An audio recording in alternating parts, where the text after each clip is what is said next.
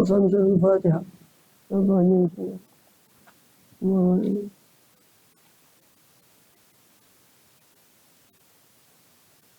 Bismillahirrahmanirrahim. Lubamin sallallahu alaihi anbiya mursalin sayyidina Muhammadin wa ala alihi washabbihi ajma'in. Amma ba'd. Subhanaka la ilma lana illa ma 'allamtana innaka antal alimul hakim. Rabbi shrah li sadri wa yassir li amri wa hlul 'uqdatan min lisani yafqahu qawli. Amin walhamdulillah. Alhamdulillah Allah Ta'ala masih berkenan melimpahkan nikmat karunia pada kita semua, khusus nikmat iman Islam, sehat walafiat, sehingga dengan itu kita masih diizinkan oleh Allah Ta'ala untuk melakukan segala aktivitas kegiatan kita, khusus dalam rangka menunaikan tugas utama kita di dalam kehidupan dunia ini beribadah pada Allah Subhanahu. Kemudian kita masih melanjutkan di pembahasan zubat dan juga muqaddimah azramiyah, masih terakhir tentang masalah tayamum. Masalah tayamum, ini ketika seorang tidak bisa wudu, baik karena tidak ada debu, tidak ada air, ataupun karena sakit, maka dia dibolehkan untuk tayamum. Karena orang itu bagaimanapun sakitnya, dia tetap wajib sholat selama akal sehatnya masih ada, maka wajib untuk sholat. Nggak bisa wudu, ya tayamum. Wabut tayamumi, ya tayamumul muhdisu wal junubu li faqdil ma'i. Bertayamum orang yang berhadas, ya. Orang yang berhadas, yang batal wudunya, itu bertayamum. Juga orang junub yang berhadas besar. Li faqdil ma'i, karena kehilangan air. Ini enggak ada air. Wal bardi, dan karena dingin. Dingin yang sangat, sehingga enggak bisa pakai air. Mungkin di daerah yang dingin, untuk kebetulan dia di daerah yang dingin, maka boleh dia tayamum karena dingin. Cuma yang untuk dingin ini nanti sholat dengan tayamum untuk karena dingin ini nanti diulang sholatnya. Karena uzur untuk barat, uzur untuk dingin ini kan jarang. Wal marodi, karena sakit sehingga tidak bisa pakai air, maka tayamum. Fa in tayaqana faqdal ma'i, lalu jika yakin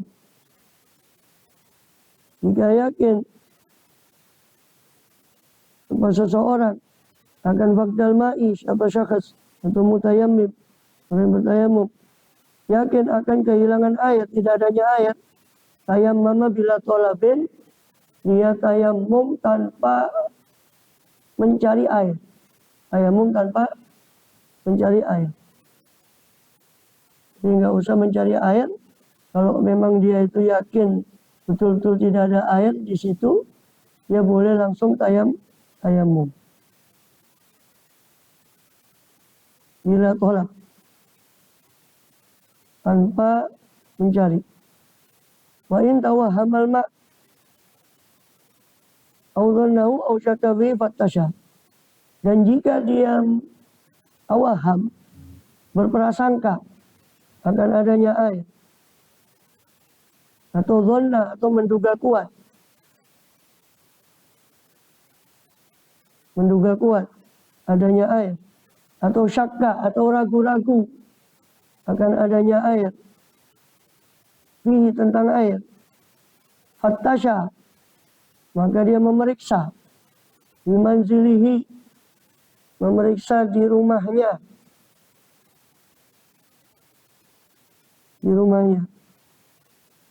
atau tempat singgahnya. Karena biasanya mereka itu kalau perjalanan jauh dulu bawa kemah, ya kan? Karena perjalanan dulu nggak seperti sekarang, apalagi lewat padang pasir, pakai unta, pakai kadang beberapa hari. Sehingga mereka pasti bawa kemah. Dan kalau sudah berkemah, mereka harus cari di kemah-kemah itu ada ndak air, tempat singgah mereka. Fattasya, dia periksa di tempat singgahnya, itu di rumah. Wa inda rifqatihi, di sisi teman-temannya, maksudnya teman serombongannya. Di rombongan dia ada ndak yang bawa air?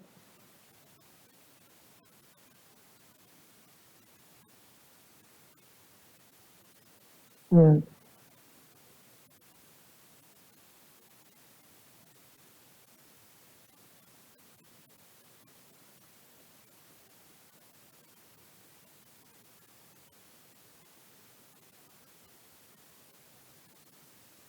Terus taruh dada.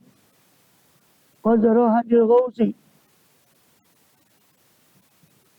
Dengan cara apa? Hale tarodut.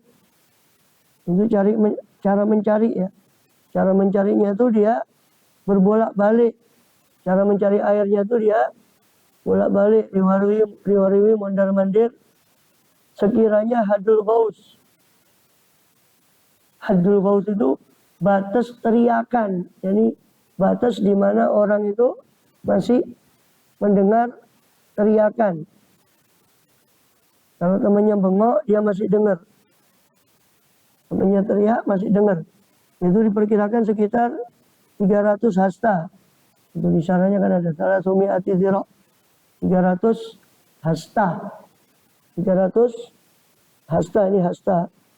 300 hasta. Kalau umpama satu hastanya setengah meter, berarti 300 hasta 150 meter. Kurang lebih. Dia harus riwariwi.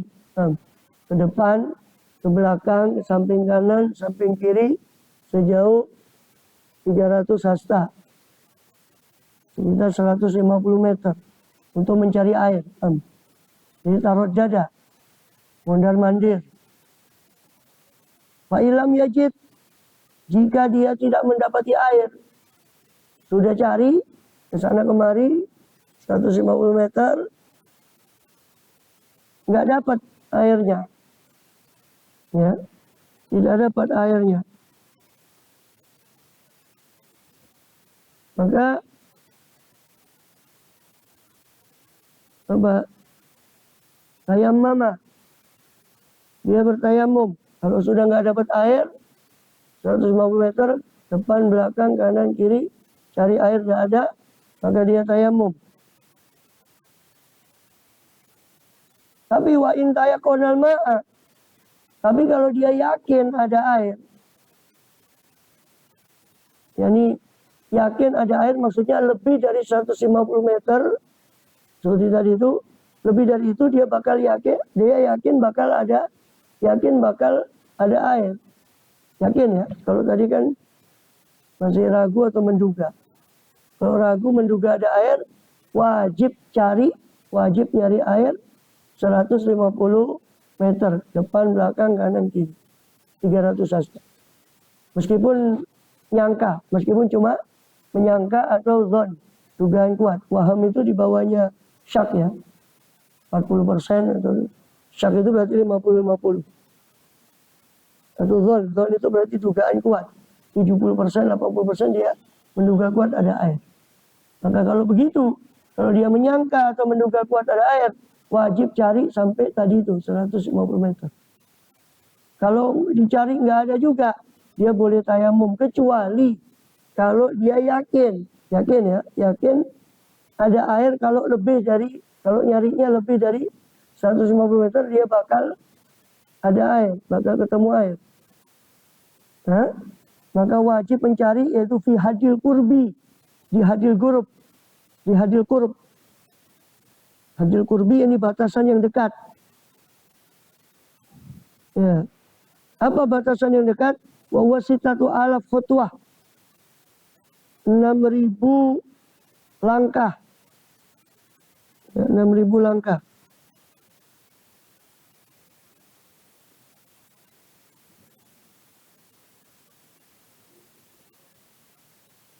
Atau nisfu farsakh, separuh parsakh. 1 farsak itu 3 mil. 1 mil itu 4.000 khutbah. 4.000 langkah. 1 mil itunya, 1 mil itu 1,8 atau 1,5 kilo. 1 mil itu kurang lebih. Nanti 1 parsak itu kurang lebih 5 kilo.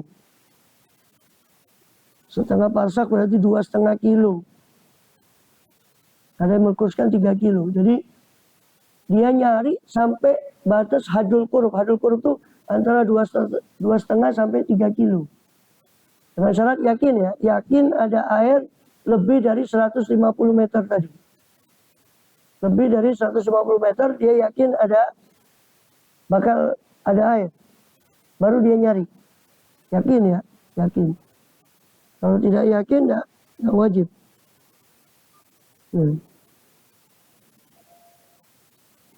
Fa'ingkana fauqa hadil qurbi. Jika ada apa air itu di atas hadul qurb. Air itu ada di atas tadi, di atas hadul qurb. Hadul qurb itu 2,5 sampai 3 kilo. Ini dia cari, ternyata 2,5 kilo, 3 kilo keliling, tidak nemu. Tapi umpama yakin kalau di lebih dari 3 kilo itu bakal ada air. Maka tayammum.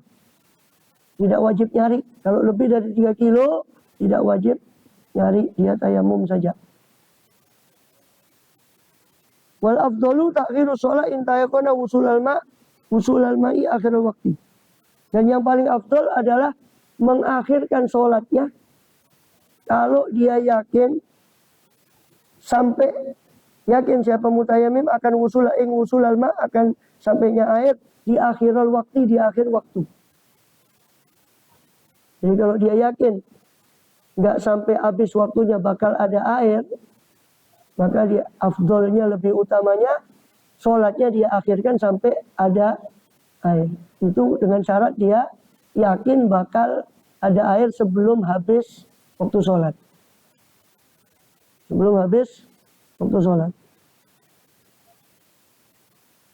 Wala yajibu tolabu fi hadil ghausi wa hadil qurbi. Nah ini. Dan tidak wajib apa tolabuhu. Mencari air di hadil ghaus. Di hadil ghaus tadi ya, 150 meter tadi. Wa hadil qurbi juga di hadil qurb yang 2,5 sampai 3 kilo tadi. Tidak wajib nyari kecuali memenuhi syarat. Apa syaratnya? Illa idza amina nafsan. Kecuali apabila dia aman nyawanya. Contoh, kalau dia di hutan, umpama di situ ada air 150 atau 3 kilo. Tapi takut ada macan, ya, takut ada hewan buas. Maka dia takut nyawanya terancam, ya. Takut nyawanya terancam kalau dia nyari air. Maka tidak wajib nyari air. Jadi wajibnya nyari air tadi, syaratnya itu kalau aman nafsan, aman nyawanya. Wa malan, aman hartanya.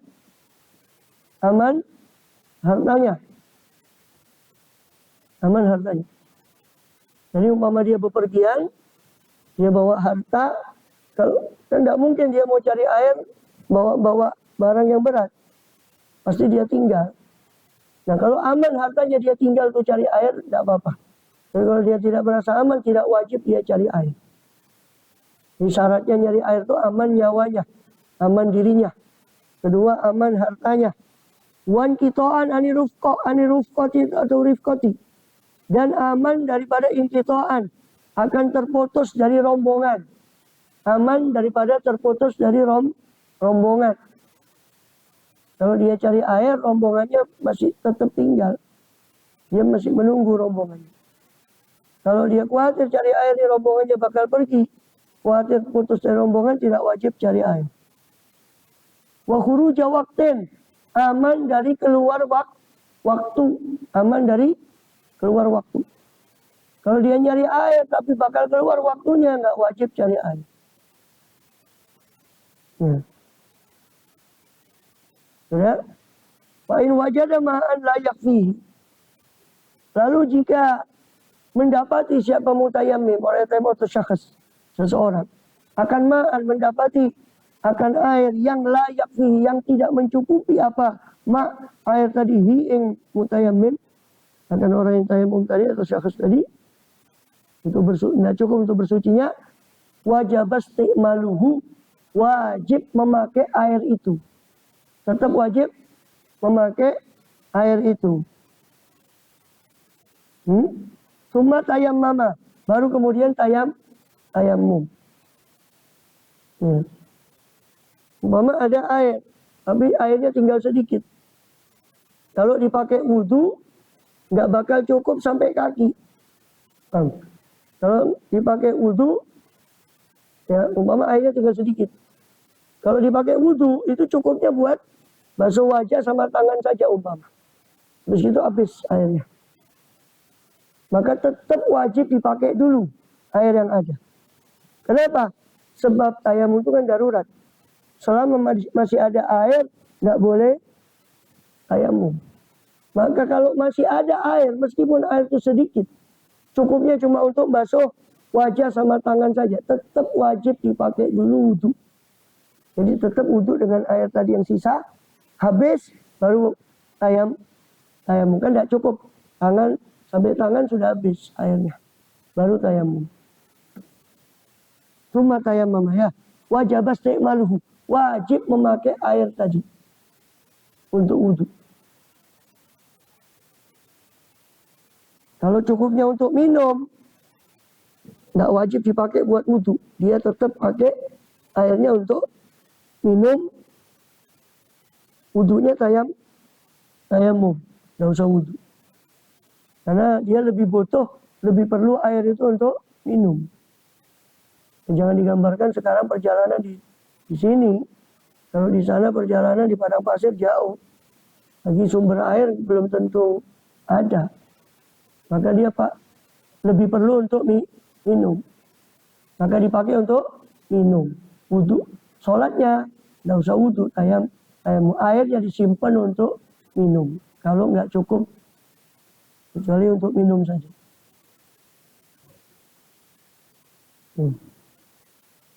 Terus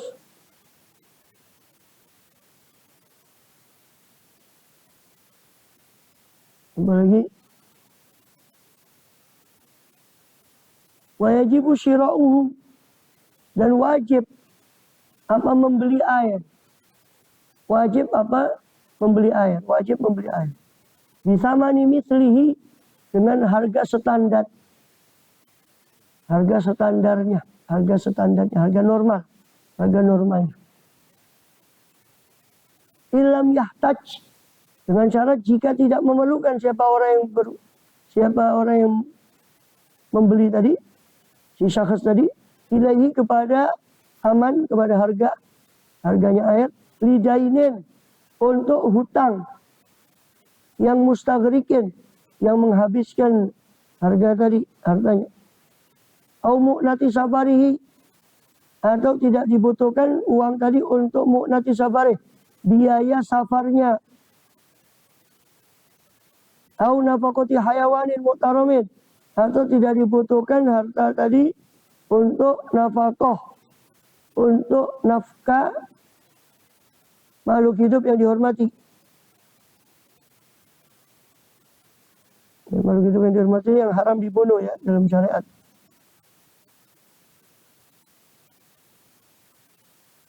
Jadi wajib membeli air kalau dia punya harganya. Kalau dia punya uang lebih. Lebih dari apa? Lebih dari hutangnya. Umpama dia punya uang, tapi uang ini diperlukan untuk bayar hutang, maka dia tidak wajib membeli air. Dia pakai uang itu untuk bayar hutang. Atau ada uang, tapi buat ongkos perjalanannya, kebutuhan selama safar, maka dia tidak perlu beli air. Uangnya dipakai untuk biaya perjalanannya.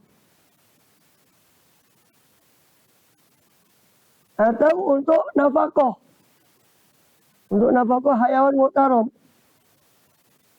Untuk nafkah makhluk hidup yang dihormati. Semua makhluk hidup dalam syariat itu dihormati kecuali 6. Orang kafir, ya kan? Kafir harbi, orang kafir yang memerangi Islam. Orang murtad, auzubillah, keluar dari Islam. Orang yang meninggalkan sholat dengan sengaja, tanpa uzur. Orang yang berzina muhson, berzina dia sudah pernah menikah. Orang yang babi. Kemudian anjing galak, anjing yang suka menggigit orang. Kalbul akur. 6 ini tidak dihormati dalam syariat. 6 ini tidak dihormati dalam syariat. Dalam arti kalau kita tidak kasih minum, dibiarkan mati, 6 ini boleh. Selain 6 ini, semua makhluk hidup, seperti anjing yang zina, meskipun anjing yang zina itu dihormati dalam syariat. Artinya kalau kita punya lebih air minum, kita wajib kasih kepada makhluk hidup yang dihormati. Termasuk nafkah. Dia punya uang, tapi uangnya untuk nafkahnya keluarganya yang dia bawa dalam bepergian. Atau nafkahnya hewan tunggangannya. Beli pakan makanan untuk hewan tunggangannya umpama uangnya tadi. Maka dia tidak wajib membeli air. Dia pakai uangnya untuk nafkah hayawan muhtaram. Wa yajibu talabu hibatil ma' pasti aroti nawi dalwin dunati habis sama nih. Dan wajib mencari hibah, pemberian daripada air. Dan isti'arah, meminjam nahwi dalwin, semacam timba. Maksudnya meminjam timba karena biasanya di padang gurun itu ada sumber atau ada sumur kadang-kadang. Nah sumur kebiasaan orang dulu itu selalu bawa timba kemana-mana. Sehingga kalau dia temukan sumur di padang pasir dia bisa ambil air. Jangan digambarkan sekarang ya, ini zaman dulu. Sekarang ada